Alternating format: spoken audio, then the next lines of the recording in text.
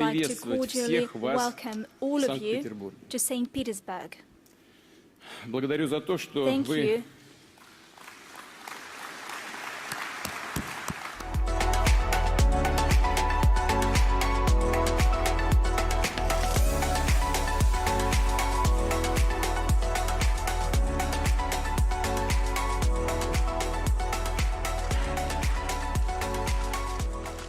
Nearly 3 years ago in the city of Sochi, we pledged as African leaders, Russian Federation, to cooperate in a manner that is mutually beneficial and that serves the interests of our respective peoples.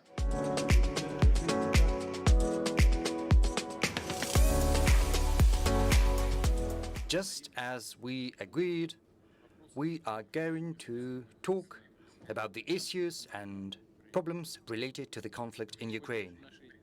In the course of our previous meeting that took place in June here in St. Petersburg, we talked in great detail about the situation that resulted in the conflict. We also had an exchange of opinions about possible ways to settle this conflict. The President of South Africa, His Excellency President Ramaphosa, as one of the co-authors of the African Peace Initiative, came up with concrete proposals and shared them. We have given careful thought to the suggestions and thoughts put forth by our African friends. We are very serious about that, and we have given great attention to this matter. We will talk today, and as we know, you are sincerely trying to do everything in your power to contribute to achieving a just, durable, and sustainable solution to this conflict, and we highly value your well-balanced approach, and we know that you did not support the anti-Russian campaign unleashed against us, and of course, we wouldn't have been talking right now if it had not been the case, and we also are very happy with the opposition. We've always publicly stated that we are willing to engage and continue the talks, and I said during our previous meeting in St. Petersburg, I told you that we had basically arrived at a draft treaty. But once our troops were withdrawn from Kiev, which we had been asked to do to create the conditions for such a treaty, the Kiev authorities abandoned their previous engagements and agreements. Then I think the ball is in their part of the field.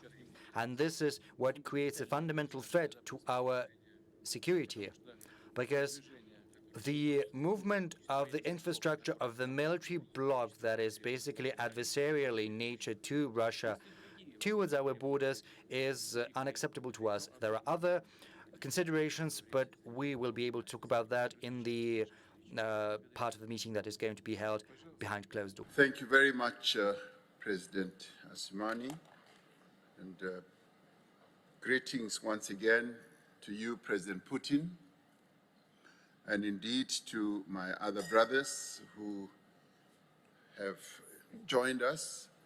We are very delighted that we've been joined by President Museveni, President Sassou Nguesso, and President Sisi, who could not join us when we last came here. So our team is now enhanced, and we are pleased that we could have this engagement with yourself. And thank you very much for agreeing to meet as we do.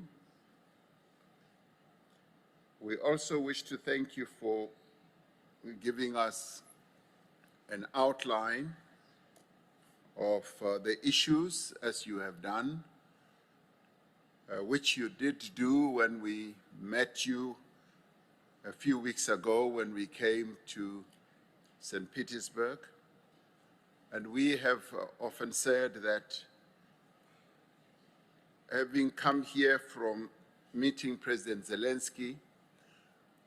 We are, in our view, the only group that is able to talk to both sides. You yourself attested to that, and we are pleased that we can have access to you and have a follow-up discussion as you promised that we would have on the sidelines of the Russia-Africa Summit. So we are really delighted.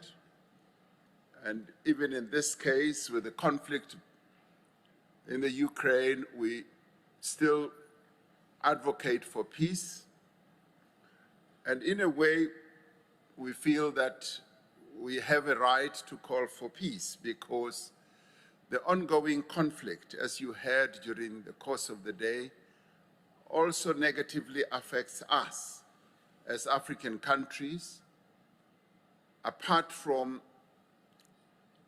wanting to support a peace process all over the world, this conflict is now directly affecting us as well. As we told you the last time, and as far as food security is concerned, the prices of our fertilizers have gone up. The cost of living in many of our countries have gone up. And we do believe that it is in the interest of humanity and the people, yes, of Russia and Ukraine, that there should be peace and this conflict should be settled in a peaceful manner. We do understand from your explanation the origins of this conflict and where it started and how it started. We are, however, pleased to hear you say you recognize the initiative that we as African countries, 7 African countries, have taken, and you take this initiative by the 7 countries very seriously, and you've given due consideration and regard to the proposals that we put forward. And in this regard, as African countries, we want to play a constructive role. We want to see how best we can assist in ensuring that there is dialogue and that this conflict should be brought to an end. As we said right from the onset, and as we listened to you today, you responded to some of the issues that were in our proposals, and one of those was about the grain. We proposed that we would like the Black Sea initiative to be implemented and that the Black Sea should be opened. And in that regard, we were saying, so that we are understood, we were saying we would like the Black Sea to be open to the world market. And we were not here, as we are not, coming to plead for donations for the African continent.